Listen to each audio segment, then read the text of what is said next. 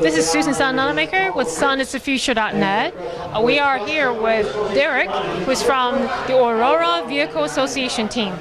And Derek, tell us, how many years has Aurora Vehicle Association been participating in World Solar Challenge? I think the Aurora Vehicle originated with the first World Solar Challenge here in Darwin there. I think it dates back to 1987, which is a little while before I joined the team, but we've made a fair effort to have the car at every World Solar Challenge this year, up to this year, so we've had a pretty good run. We've had a few wins and a few seconds in amongst that there, and very good. We've kept the team running well with it all, yeah. A very experienced team. Yeah, true.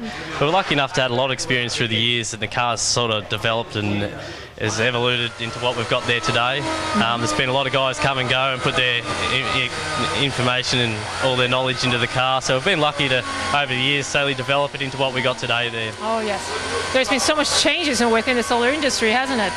Yeah, look, probably over the last, I'd say for yourself, noticeable in the last 10 years or the last 5 years, it's been a real turn towards the solar energy, because I guess people are realising the free energy out there and we don't have to pay for it. Yes. And the development with some of the technologies we have in the solar panels, the arrays, and the efficiency of things has really made it a good option these days with the times. And it's the cleanest form of energy that it's going to be there. Sun's going to be shining for a long, long time. Yeah, I'm hoping the sun's going to be shining for a long, long time. We'd like to see a lot more people using solar energy, definitely. Yeah, look, I think it's something that we've got to harness what's free out there at the moment, and it's a part of the environment we can use, and we don't have any waste off it, so it's something we should harness, I think, and make the most of, yeah. Yes, and nobody has to fight over, at least last time, nobody really owns the sun, not yet anyway. Yeah, not yet. They don't charge taxes on the sun yet.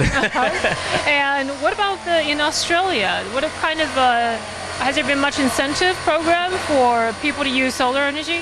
Yeah, look, over the last probably 6 or 7 years in Australia, they've had a fair few incentives to put your houses and things to move into solar energy there. The government have had some rebates and that there, and I think the Australian people have really jumped on that, because I think everyone enjoys the sound of free power and the escalating power bills and costs, so it's been a good option there.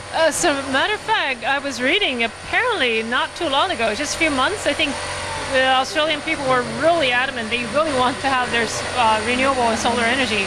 So wasn't there at one point in time when there was slightest change, people were saying, no, we want it, and yeah, look, there was I reckon in the last 4 years, I reckon it's something you drive around 5 years ago or 6 years ago and you'd see solar energy on 1 or 2 houses.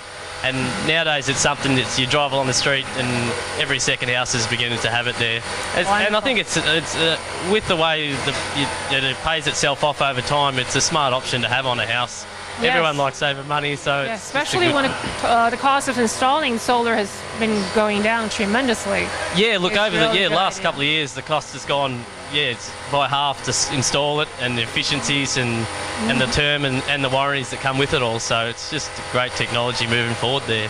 Now back to the car. Yep. Is there anything particular you have learned in this particular race? Anything memorable that you want to share? I think we've tried a little bit of new gear this time. We've found a little bit more efficiency in a few areas. It's taken a little bit of testing and trialling to get it right. It's like any new technology on a car.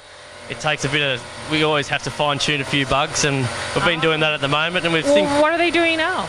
They're working on new trackers in the car there. Oh, can you get close enough to see it? Okay. Yeah, new trackers on the car that actually Aurora build themselves there.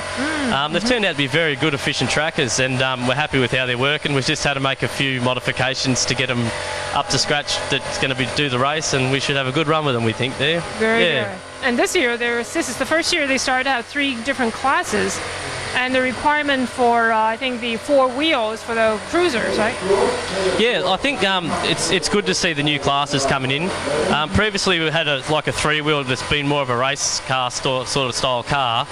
They're trying to take it more towards the commercial market now. I find the cars have been going faster and faster with technology, and we're sort of running against speed limit rules and things now. And it's good to go away from this and change into more of a commercial, viable sort of scene that people can look at and realise it's a car that you could drive to a shop and back there. So yes, ultimately that's the goal for all becoming available on the road. Yeah, that's true. So I think it's made a good turn towards that, and I think as the years pass on, the challenge has changed. I know the solar area is dropping down on the cars and they're getting faster. So with technology and time changing, they're going quicker, and I think it won't be long before we see something that really looks like something you could drive to the shops every day. Do you think that will happen within the next 5 years? Yeah, look, I think it can happen. It's just got to have the push towards it and the people to realise that it's available to use and it's a lot more reliable and Very efficient good. than what people believe. Yeah. Well, in States, we actually also have seen some cars that's what they call a driverless car. You know, drive itself without human behind the wheel, so to speak. So if we can somehow combine the two, combine the solar car with a driverless solar car, that'd be fantastic. Yeah, look, I think so. Like, I work in a field myself where there's a lot of automated machinery working and vehicles driving around, Right. and it's interesting to see.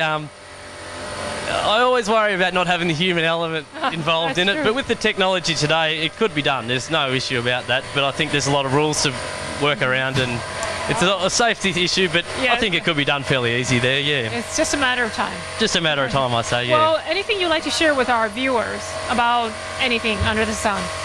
I think, not really though, I just think the race is a good thing for Darwin to have and through the centre of Australia.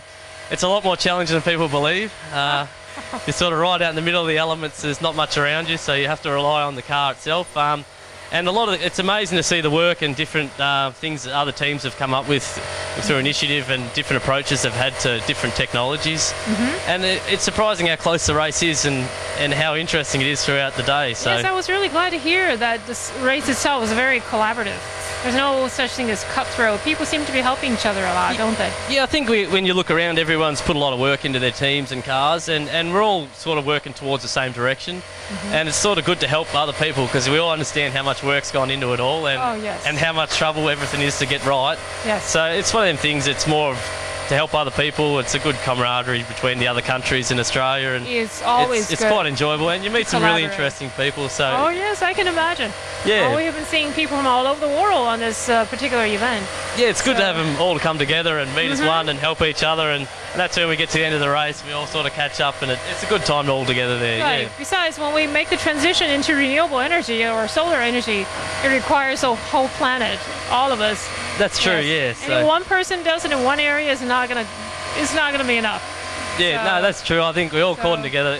Down the track, things will change over the next 20 years. It'll be a big eye opener, I think. That would be really cool. Yeah. Well, thank you very much, Derek. No worries. And signing off, this is Susan Sun Nunamaker with sunisthefuture.net.